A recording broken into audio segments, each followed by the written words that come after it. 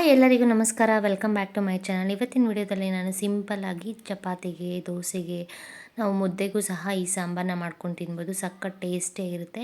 ಸಾಂಬಾರು ಥರ ಸ್ವಲ್ಪ ನೀರು ಹಾಕಿ ನೀರಾಗೂ ಮಾಡ್ಕೋಬೋದು. ಸಾಗು ಥರ ಗಟ್ಟಿಯಾಗಿ ಮಾಡಿಕೊಂಡ್ರೆ ತುಂಬ ಚೆನ್ನಾಗಿರುತ್ತೆ ಇದನ್ನು. ಸೊ ಇದಕ್ಕೆ ನಾನಿಲ್ಲಿ ಫಸ್ಟು ಮಸಾಲೆಗೆ ಹಾಕ್ಕೋತಾ ಇದ್ದೀನಿ. ಮಸಾಲೆಗೆ ನಾನಿಲ್ಲಿ ಒಂದು ಈರುಳ್ಳಿ, ಒಂದು ಅರ್ಧ ಚಿಪ್ಪಷ್ಟು ಹಸಿ ಕೊಬ್ಬರಿ ತೊಗೊಂಡಿದ್ದೀನಿ. ಒಂದು ಸ್ವಲ್ಪ ಶುಂಠಿ ಹಾಕ್ಕೋತಾ ಇದ್ದೀನಿ.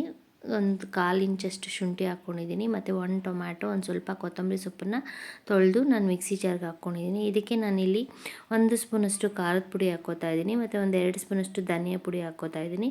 1 ಹಿಡಿಯಷ್ಟು ಬೆಳ್ಳುಳ್ಳಿ ಹಾಕ್ಕೋಬೇಕು. ಚಿಟಿಕೆ ಅರಿಶಿನ ಪುಡಿ ಹಾಕ್ಕೊಂಡಿದ್ದೀನಿ. ಇಷ್ಟನ್ನು ಇವಾಗ ಒಂದು ಸ್ವಲ್ಪ ನೀರು ಹಾಕಿ ಇದನ್ನು ನುಣ್ಣಕ್ಕೆ ರುಬ್ಕೋಬೇಕು. ನಾನು ಈರುಳ್ಳಿ, ಬೆಳ್ಳುಳ್ಳಿ ಮತ್ತು ಟೊಮೆಟೊನ ಫ್ರೈ ಮಾಡ್ಕೊಂಡಿಲ್ಲ. ನೀವು ಬೇಕಂದರೆ ಫ್ರೈ ಮಾಡಿ ಆಮೇಲೆ ರುಬ್ಕೋಬೋದು. ಮಿಕ್ಸಿ ಜಾರ್ಗೆ ಹಾಕ್ಕೊಂಡಿರೋ ಪದಾರ್ಥಗಳನ್ನೆಲ್ಲ ನುಣ್ಣಕ್ಕೆ ರುಬ್ಕೊಂಡು ಇಟ್ಕೊಂಡಿದ್ದೀನಿ ಸೈಡ್ಗೆ. ನಾನಿಲ್ಲಿ ನೈಟೇ ಕಡಲೆಬೇಳೆನ ನೆನೆಸಿಟ್ಕೊಂಡಿದ್ದೆ. ಕಡಲೆಬೇಳೆನ ನೈಟ್ ನೆನೆಸಿಟ್ಬಿಟ್ರೆ ಬೆಳಗ್ಗೆಗೆ ಚೆನ್ನಾಗಿ ನೆಂದಿರುತ್ತೆ. ನಾವು ಕಡಲೆಬೇಳೆನ ನೈಟ್ ಫುಲ್ಲು ನೆನೆಸೋಕ್ಕಾಗಲಿಲ್ಲ ಅಂದರೆ ಅಟ್ಲೀಸ್ಟ್ ಒಂದು 2 to 3 hours ಆದರೂ ನೆನೆಸ್ಕೊಂಡ್ರೆ ಚೆನ್ನಾಗಿ ಕಡಲೆಬೇಳೆ ಊರಿರುತ್ತೆ. ಸೊ ಆವಾಗ ನಾವು ಬೇಯಿಸ್ಕೊಂಡಾಗಲೂ ಸಹ ಕಡಲೆಬೇಳೆ ಬೇಗ ಬೆಂದ್ಬಿಡುತ್ತೆ. ಸೊ ನಾನಿಲ್ಲಿ ಸೋರೆಕಾಯಿ ತೊಗೊಂಡಿದ್ದೀನಿ. ಸೋರೆಕಾಯಿನ ಒಂದ್ಸರಿ ಚೆನ್ನಾಗಿ ತೊಳ್ಕೊಂಡು ನೋಡಿ, ಈ ರೀತಿ ಎಳೆ ಸೋರೆಕಾಯಿ ತೊಗೊಂಡ್ರೆ ಸಾಂಬಾರು ಟೇಸ್ಟ್ ತುಂಬ ಚೆನ್ನಾಗಿರುತ್ತೆ. ಸೊ ನಾವು ಗಟ್ಟಿಯಾಗಿ ನಾನಿಲ್ಲಿ ಸಾಗು ಥರ ಮಾಡ್ಕೊತಾ ಇದ್ದೀನಿ. ಬೇಕು ಅಂದರೆ ನಾವು ಸಾಂಬಾರು ಥರ ಸ್ವಲ್ಪ ನೀರು ಹಾಕಿ ಮುದ್ದೆಗೂ ಸಹ ಮಾಡ್ಕೊಂಡು ತಿಂದರೆ ಸಖತ್ ಟೇಸ್ಟಿಯಾಗಿರುತ್ತೆ. ಮುದ್ದೆಗೆ, ಚಪಾತಿಗೆ, ದೋಸೆಗೆಲ್ಲ ಈ ಸಾಗು. ಸೊ ನಾನಿಲ್ಲಿ ಸೋರೆಕಾಯಿನ ಈ ರೀತಿ ರೌಂಡಾಗಿ ಪೀಸ್ ಮಾಡಿಕೊಂಡು ಇದನ್ನು ಸಣ್ಣ ಸಣ್ಣ ಪೀಸಸ್ಗಳಾಗಿ ಕಟ್ ಮಾಡ್ಕೊತಾ ಇದ್ದೀನಿ. ನಾವು ಸೋರೆಕಾಯಲ್ಲಿ ಮೇಲೆ ಸ್ಕಿನ್ನನ್ನು ಪೀಲ್ ಮಾಡ್ಕೊಳ್ಬಾರ್ದು. ತುಂಬ ಎಳೆದಾಗಿರೋದ್ರಿಂದ ಹಾಗೆಯೇ ಸಾಂಬಾರ್ಗೆ ಹಾಕ್ಕೊಂಡ್ರೆ ಟೇಸ್ಟು ತುಂಬ ರುಚಿಯಾಗಿರುತ್ತೆ. ಸೊ ನೋಡಿ, ನಾನಿಲ್ಲಿ ಈ ರೀತಿ ಉದ್ದುದ್ದಕ್ಕೆ ಪೀಸ್ ಮಾಡಿ ಇಟ್ಕೊತಾ ಇದ್ದೀನಿ. ಇದೇ ರೀತಿ ನಾನು ಫುಲ್ ಸೋರೆಕಾಯಿನ ಕಟ್ ಮಾಡಿ ಇಟ್ಕೊಂಡಿದ್ದೀನಿ. ಈ ಸೋರೆಕಾಯಿ ಆರೋಗ್ಯಕ್ಕೆ ತುಂಬ ಒಳ್ಳೆಯದು. ವಾಟರ್ ಕಂಟೆಂಟ್ ಜಾಸ್ತಿ ಇರುತ್ತೆ ಮತ್ತು ಫೈಬರ್ ಜಾಸ್ತಿ ಇರುತ್ತೆ.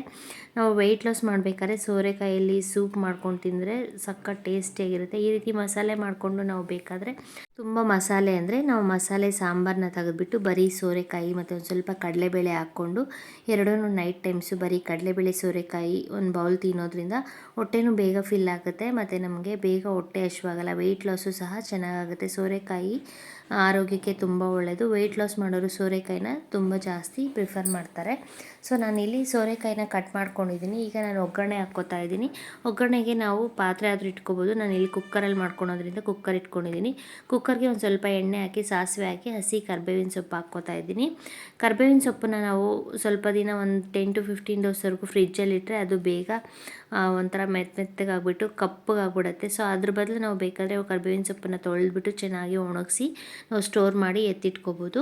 ಸೊ ನಾನಿಲ್ಲಿ ಒಗ್ಗರಣೆ ಹಾಕ್ಕೊಂಡಾದ್ಮೇಲೆ ನಾವು ರುಬ್ಬಿಟ್ಕೊಂಡಿರೋ ಮಸಾಲೆ ಹಾಕ್ಕೋತಾ ಇದ್ದೀನಿ. ಮಸಾಲೆನ ಒಂದು ಸ್ವಲ್ಪ ಹೊತ್ತು ನಾವು ಈ ರೀತಿ ಹಸಿ ವಾಸನೆ ಹೋಗೋವರೆಗೂ ಆಯಿಲಲ್ಲಿ ಫ್ರೈ ಮಾಡ್ಕೋಬೇಕು. ನಾನಿಲ್ಲಿ ಫಸ್ಟು ಯಾವುದೇ ರೀತಿ ಈರುಳ್ಳಿ, ಟೊಮ್ಯಾಟೊ, ಬೆಳ್ಳುಳ್ಳಿನ ಫ್ರೈ ಮಾಡ್ಕೊಂಡಿಲ್ವಲ್ಲ, ಸೊ ಅದಕ್ಕೆ ನಾನಿಲ್ಲಿ ಮಸಾಲೆ ರುಬ್ಕೊಂಡಾದ್ಮೇಲೆ ಒಗ್ಗರಣೆಯಲ್ಲಿ ಒಂದು ಸ್ವಲ್ಪ ಹೊತ್ತು ಈ ರೀತಿ ಹಸಿ ವಾಸನೆ ಹೋಗೋವರೆಗೂ ಮಸಾಲೆನ ಫ್ರೈ ಮಾಡ್ಕೋತಾ ಇದ್ದೀನಿ. ಸೊ ನಾವು ಈ ರೀತಿ ಫ್ರೈ ಮಾಡ್ಕೋಬೇಕಾದ್ರೆ ಜೋರು ಉರಿನಲ್ಲಿ ಇಡಬಾರ್ದು. ಮೀಡಿಯಮ್ ಉರಿ ಅಥವಾ ಸಿಮ್ಮಲ್ಲಿ ಇಟ್ಕೊಂಡು ಫ್ರೈ ಮಾಡ್ಕೋಬೇಕು. ಸೊ ಮಸಾಲೆ ಗಟ್ಟಿಯಾಗಿರೋದ್ರಿಂದ ತಳ ಹಿಡಿದ್ಬಿಡುತ್ತೆ. ಸೊ ಅದಕ್ಕೋಸ್ಕರ ನೋಡಿ, ಇದು ಆಲ್ರೆಡಿ ಕುದಿಯೋಕ್ಕೆ ಸ್ಟಾರ್ಟ್ ಆಗಿದೆ ಮಸಾಲೆ. ಒಂದು ಸ್ವಲ್ಪ ಹೊತ್ತು ಫ್ರೈ ಆದಮೇಲೆ ನಾವಿಲ್ಲಿ ನೆನೆಸಿಟ್ಕೊಂಡಿರೋ ಕಡಲೆಬೇಳೆ ಮತ್ತು ನಾವು ಕಟ್ ಮಾಡಿಟ್ಕೊಂಡಿರೋ ಸೋರೆಕಾಯಿನ ಹಾಕಿ ಚೆನ್ನಾಗಿ ಮಸಾಲೆ ಜೊತೆ ಮಿಕ್ಸ್ ಮಾಡ್ಕೋಬೇಕು. ಕಡಲೆಬೇಳೆ ಚೆನ್ನಾಗಿ ನೆಂದಿರೋದ್ರಿಂದ ನಾವು ಬೇಯಿಸಿದಾಗ 1 to ಡಬಲ್ ಆಗುತ್ತೆ. ಸೊ ಅದಕ್ಕೆ ನೋಡ್ಕೊಂಡು ಹಾಕ್ಕೋಬೇಕು. ಇಲ್ಲಿ ನಾನು ಸೋರೆಕಾಯಿನೂ ಸಹ ಹಾಕ್ಕೋತಾ ಇದ್ದೀನಿ. ಸೋರೆಕಾಯಿನೂ ಹಾಕಿ ನಾವು ಚೆನ್ನಾಗಿ ಮಿಕ್ಸ್ ಮಾಡ್ಕೋಬೇಕು. ಈ ರೀತಿ ಕುಕ್ಕರಲ್ಲಿ ಮಾಡೋದ್ರಿಂದ ಬೇಗ ಸಹ ಆಗಿಬಿಡುತ್ತೆ. ಸೊ ನಾವು ಪಾತ್ರೆಯಲ್ಲಿ ಬೇಯಿಸೋದು ಸ್ವಲ್ಪ ಟೈಮ್ ತೊಗೊಳುತ್ತೆ. ನಾವು ಕುಕ್ಕರ್ಗೆ ಹಾಕಿ 1 ಅಥವಾ 2 ವಿಷಲ್ ಕೂಗಿಸ್ಕೊಂಡ್ರೆ ಸಾಕು, ಬೇಗ ಸಾಂಬಾರು ರೆಡಿ ಆಗಿಬಿಡುತ್ತೆ. ಸೊ ನೋಡಿ, ನಾನು ಸೋರೆಕಾಯಿ ಹಾಕಿ ಚೆನ್ನಾಗಿ ಮಸಾಲೆ ಜೊತೆ ಮಿಕ್ಸ್ ಮಾಡ್ಕೋತಾ ಇದ್ದೀನಿ. ಮಿಕ್ಸ್ ಮಾಡಿ ನಾನಿಲ್ಲಿ ರುಚಿಗೆ ತಕ್ಕಷ್ಟು ಉಪ್ಪು ಹಾಕ್ಕೋತಾ ಇದ್ದೀನಿ. ಜಾರಲ್ಲಿ ಸ್ವಲ್ಪ ಮಸಾಲೆ ಇತ್ತು, ಸೊ ಅದಕ್ಕೆ ನಾನು ಮಿಕ್ಸಿ ಜಾರ್ ಒಳಗಡೆ ಒಂದು ಸ್ವಲ್ಪ ನೀರು ಹಾಕಿ ಅದನ್ನು ತೊಳೆದು ನಾನಿಲ್ಲಿ ಹಾಕ್ಕೋತಾ ಇದ್ದೀನಿ. ನೋಡಿಕೊಂಡು ನಮಗೆ ನೀರು ಇನ್ನೂ ಬೇಕೆ, ಕಡಲೆಬೇಳೆ ಮತ್ತು ಸೋರೆಕಾಯಿ ಬೇಕೆ ನೀರು ಬೇಕು ಅನ್ಸರಿ ಇನ್ನೊಂದು ಸ್ವಲ್ಪ ನೀರು ಹಾಕ್ಕೋಬೇಕು. ಕುಕ್ಕರಲ್ಲಿ ನಾವು ಬೇಯಿಸ್ಕೊಳ್ತಾ ಇರೋದ್ರಿಂದ ತುಂಬ ನೀರು ಹಾಕಿದ್ರೆ ಅದು ಒಂಥರ ಜಾಸ್ತಿ ನೀರು ಆಗಿಬಿಡುತ್ತೆ. ಸೊ ಅದಕ್ಕೆ ನೋಡಿಕೊಂಡು ನಾವು ಸ್ವಲ್ಪ ನೀರನ್ನು ಹಾಕಿ ನಾನಿಲ್ಲಿ ಗಟ್ಟಿಯಾಗಿ ಬೇಯಿಸ್ಕೊತಾ ಇದ್ದೀನಿ. ನಾವು ಆಮೇಲೆ ಬೆಂದ ಮೇಲೆ ಇದನ್ನು ಬೇಕಾದರೆ ಕುಕ್ಕರ್ ಕ್ಯಾಪ್ ಲಿಡ್ ಓಪನ್ ಮಾಡಿ ನಾವು ಒಂದು ಸ್ವಲ್ಪ ಹೊತ್ತು ಒಂದು ಕುದಿ ಬರೋರು ಕುದಿಸ್ಕೊಂಡ್ರೆ ಸಾಂಬಾರು ರೆಡಿ ಆಗುತ್ತೆ. ಸೊ ನೋಡಿ, ನಾನಿಲ್ಲಿ ಒಂದು ಸ್ವಲ್ಪ ನೀರು ಹಾಕಿದ್ದೀನಿ. ನಾವು ಉಪ್ಪು ಹಾಕಿರೋದ್ರಿಂದ ನಾವು ಚೆನ್ನಾಗಿ ಮಿಕ್ಸ್ ಮಾಡಿಬಿಟ್ಟು ಈ ಕುಕ್ಕರ್ ಲಿಡ್ ಹಾಕಿ ನಾನಿಲ್ಲಿ 1 to 2 ವಿಷಲ್ ಕೂಗಿಸ್ಕೊತಾ ಇದ್ದೀನಿ. 2 ವಿಷಲ್ ಕೂಗಿಸ್ಕೊಂಡಾದ್ಮೇಲೆ ನೋಡಿ ಕಡಲೆಬೇಳೆ ಮತ್ತು ಸೋರೆಕಾಯಿ ತುಂಬ ಚೆನ್ನಾಗಿ ಬೆಂದಿರುತ್ತೆ. ಸೋರೆಕಾಯಿ ತುಂಬ ಎಳೆದಾಗಿರೋದ್ರಿಂದ ಬೇಗ ಬೆಂದ್ಬಿಡುತ್ತೆ. ಸೊ ನೋಡಿ ಚೆನ್ನಾಗಿ ಬೆಂದಿದೆ. ಕಡಲೆಬೇಳೆನೂ ಸಹ ನೆಂದಿತ್ತಲ್ಲ ನೋಡಿ, ನಾವು ಹಿಂಗೆ ಅಂದಿದ ತಕ್ಷಣ ಸಾಫ್ಟಾಗಿ ಬೆಂದ್ಬಿಟ್ಟಿದೆ. ಸೊ ಈಗ ಇದನ್ನು ಮಿಕ್ಸ್ ಮಾಡಿ ನಾನಿಲ್ಲಿ ಸ್ಟವ್ ಹಚ್ಚಿ ಒಂದು ಕುದಿ ಕುಯ್ಯೋವರೆಗೂ ಕುದಿಸ್ಕೊತೀನಿ. ತುಂಬ ಹೊತ್ತು ಕಾಯಿಸಬಾರ್ದು. ಆಲ್ರೆಡಿ ಬೆಂದ್ಬಿಟ್ಟಿರೋದ್ರಿಂದ ನಾವು ಒಂದು ಕುದಿ ಕುದಿಸ್ಕೊಂಡ್ರೆ ಸಾಕು.